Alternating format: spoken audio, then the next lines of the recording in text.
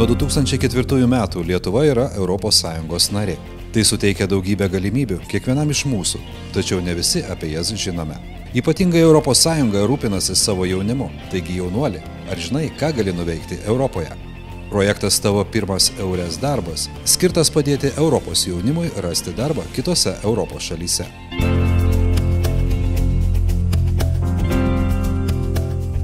EURES, Europos valstybinių užimtumo tarnybų tinklas, savo veiklą ES pradėjo 1993 metais, o Lietuvoje pirmieji EURES biurai buvo atidaryti 2004 metų gegužės 1 dieną, kuomet Lietuva įstojo į ES. Šiuo metu Lietuvoje veikia 10 EURES biurų, kuriuose dirba kvalifikuoti EURES konsultantai. Kuo jie gali jums padėti? EURES siūlo informavimo ir konsultavimo paslaugas asmenims, norintiems išvykti dirbti į užsienį, norintiems ieškoti mokymosi galimybių kitose šalyse arba besidominčių stažuočių galimybėmis Europoje. Jaunimui mes siūlome programą Tavo pirmasis EURES darbas, kuris 18–30 metų amžiaus asmenims siūlo finansinę paramą, persikeliant gyventi ir dirbti į kitą ES šalį. Jeigu asmuo gyvena Lietuvoje, o ieškosi darbo kitoje šalyje, jisai gali kreiptis dėl finansinės paramos nuvykimui į darbo pokalbį.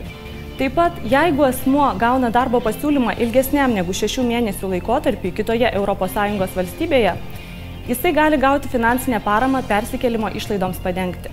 Šios projektus šiuo metu vykdo 11 ES valstybių. Lietuva aktyviai bendradarbiauja su Danijos projektą vykdančią instituciją Aarhus savivaldybę. Šis projektas siūlo finansinę paramą ne tik norintiems išvykti dirbti į kitas ES valstybės, tačiau ir norintiems sugrįžti į savo gimtąją šalį. Jeigu dirbate kitoje ES valstybėje, tačiau planuojate grįžti į Lietuvą ir čia dirbti, jums gali padėti projektas Tavo pirmasis EURES darbas. Kreipkitės į artimiausią EURES biurą. Savanoriauk, savanorystėj nėra jokio limito, taigi tau tai reikia noro ir trupučio pastangų. Žinoma, savanorystė turi ir keletą bendrų bruožų, kuriuos reikėtų žinoti.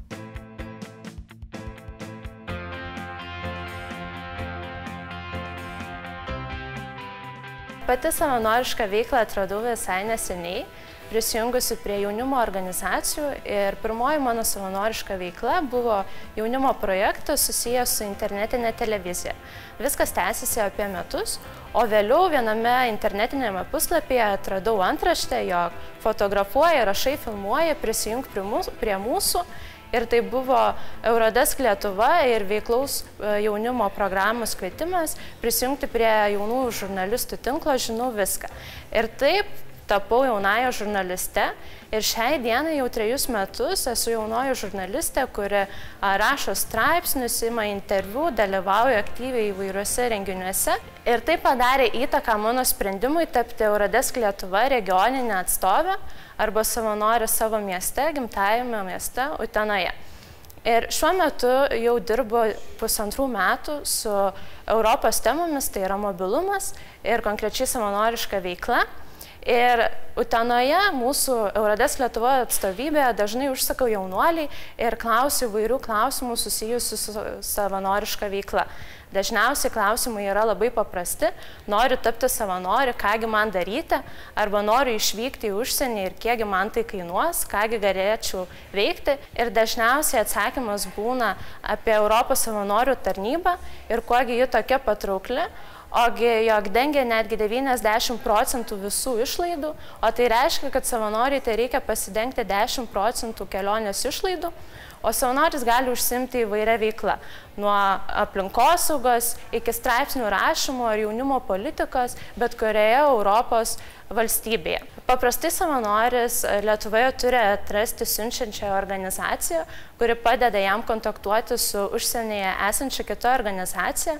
Taip pat visame šiame procese dalyvauja ir koordinuojanti organizacija, kuri tiesiog padeda jaunuoliui atrasti norimą programą ir programos eigoje tvarkyti dokumentus, popierius ir visus kitus reikiamus dalykus. Savanoriai gali išvykti į užsienį savanoriauti 2 savaitėms arba iki 2 mėnesių, tai vadinami trumpalaikiai projektai, arba iki 1 metų, kitaip sakant, ilgalaikė savanorystė. Manau, savanoriška veikla yra pati patraukliausia abiturientams, kurie ką tik baigia mokyklą, dažnai nežino, kur stoti, arba dažnai įstoja ten, kur galiausiai supranta, jog tai nėra jų sritis ir dažniausiai tiesiog pasigailė. Tai siūlyčiau neskubėti, gerai apmąstyti ir galbūt tiesiog pasirinkti taip vadinamus gap year, laisvus metus ir tiesiog išbandyti savanorystę, konkrečiai pasinaudojant Europos savanorių tarnybą. Būtina. Niekada nenustok klestėti. Visada tobulėk. Toliau plėskis ir žydėk.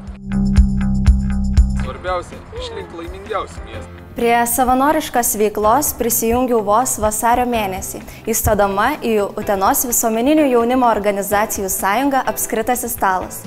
Ši organizacija vienija bei jungia kitas jaunimo bei su jaunimu dirbančias organizacijas.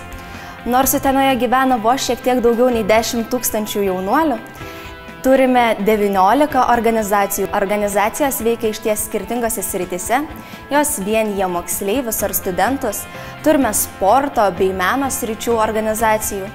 Visos organizacijos veikia išties aktyviai ir turi nemažai savanorių. Organizacija šiuo metu užima biuro vadovės bei valdybos narės pareigas.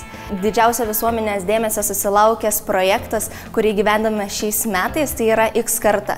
Tai projektas jaunųjų lyderių ugdymui. Kitas projekto renginys buvo išvažiuojamasis į Vilnių, kurio metu jaunuoliai galėjo susipažinti su Vilniaus jaunimo reikalų tarybos nariais, taip pat Lietuvos moksleivių sąjunga bei Vilniaus jaunimo organizacijų taryba Apskritasis stalas. Jeigu dabar tektų grįžti į kovo mėnesį, kuomet turėjau pasirinkimą ar eiti į jaunimo organizaciją ar ne, būčiau užtikrinta, jog noriu ten eiti, nes jaunimo organizacijos tai puikus pagrindas ateičiai, kurios duoda daug naudos, atima laiko, tačiau įgyjama labai reikalingos patirties. Lietuvos moksleivių sąjunga tai nacionalinė jaunimo organizacija, kuri turi šiuo metu 23 skyrius visoje Lietuvoje ir kuri vienija moksleivius bei atstovauja jų interesams. Lietuvos moksleivių sąjunga buvo įkurta jau prieš ganėtinai daug metų ir pagrindinis jos tikslas yra atstovauti mokinių interesams, bendrauti su švietimo ir mokslo ministerija bei kitomis įstaigomis, kurioms taip pat yra aktuali moksleivių kasdienybė, kurie daro įtaką jų kasdienybei, turi įtakos švietimo mokslo reformoms, taip pat jaunimo laisvalaikiu. Pagrindinė programa, kurią šiuo metu vykdo Lietuvos moksleivių sąjunga, tai raštingumą skatinanti programa Kalbą kuriu aš, kurios pagrindinis tikslas – priminti moksleiviams, kokia graži yra jų gimtoji kalba ir kad nereikėtų daryti klaidų. Taip pat parodome, kokios yra dažniausiai daromos kalbos kultūros ar gramatikos klaidos. Moksleiviai patys dalyvauja įvairiuose konkursuose ir tai prisideda prie savo kalbos formavimo bei kūrimo. Prasminga, eisi čia mano, vasarą atgirį, aš ir sekasi sitvegamėlį, savanoriauti. Sutikau. Puikiai, įdomus mūrų. Vasaras naudos, tikiuosi, pasaulyje šaknis, lieka prasminga. Tai yra? Kalba. Kuriu. Aš. Lietuvos moksleivių sąjunga šiuo metu vienija daugiau nei 300 mokyklų. Kaip jau minėjau, yra 23 padaliniai ir kiekviename iš jų turime po gausų būrį savanorių. Labai džiugu, kad jie yra tokie motyvuoti ir kasdien bent kažkiek laiko skiria moksleivių rytojaus kūrimui. Iš tiesų labai džiaugiamės, kad mūsų skyriai yra ganėtinai savarankiški, miestuose patys vykdo įvairias veiklas, daug bendrauja su mokyklomis, su savivaldybe, taip pat su jaunimo reikalų koordinatoriais ir taip padeda moksleiviams pasiekti to, ko jie nori. Pati prie Lietuvos moksleivių sąjungos prisijungiau gan nesenai, tik gegužės mėnesį. Tačiau apie jos veiklą žinojau kur kas seniau, labai ją domėjausi ir labai norėjau prisijungti. Dabar išties džiaugiuosi, kad esu tokioje draugiškoje kampanijoje, labai džiaugiuosi mūsų prezidentu Antanu Mikalausku, nes tai yra žmogus, kuris sugeba pats būdamas studentu labai svariai prisidėti prie moksleivių kasdienybės gerinimo, labai svariai prisideda prie švietimo mokslo reformų ir labai noriai bendrauja su pačiais moksleiviais, su kiekvienu iš padalinių, todėl turime labai darnią ir didžiulę Lietuvos moksleivių sąjungos šeimą. Ir kaip yra šių metų šūkis, moksleiviams kuriame rytojų. Šiandieną turbūt nerasime jaunuolio negirdėjusio apie Erasmus. Tai bene populiariausia ES programa. Erasmus programoje dalyvauja apie 90% Europos aukštojo mokslo įstaigų. Erasmus yra ne tik švietimo programa, ji jau tapo socialiniu ir kultūros reiškiniu.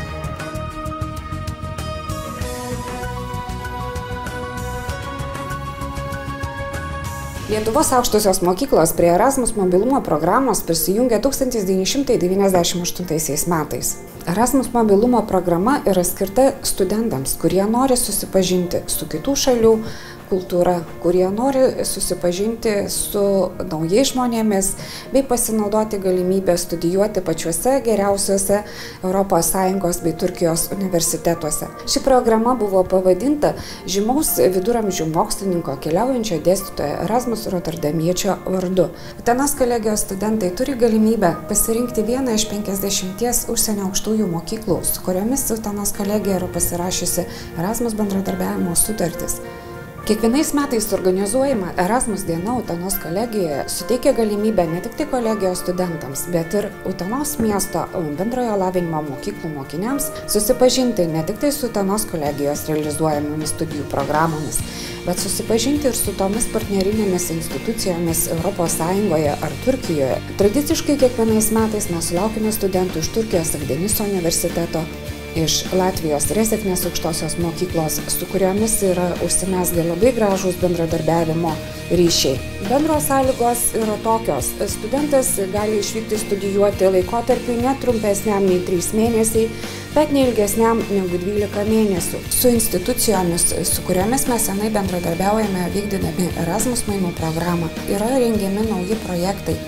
Yra rengiamos naujos jungtinės studijų programos. Studentams yra suteiktos galimybės pasinaudoti dvigubo diplomo studijų programos galimybėmis. Viena iš populiariausių praktikų vietų yra Graikija, kurioje studentai įgyja daug įvairių įgūdžių, kurie reikalingi būsimiesiems turizmo ar viešbučių administravimo studentams, kineziterapijos specialistams, kosmetologijos specialistams, bei jie turi galimybę aplankyti įvairias kultūrinės vietas, susipažinti su žmonėmis, susirasti naujų draugų bei tobulinti savo užsienio kalbos įgūdžius.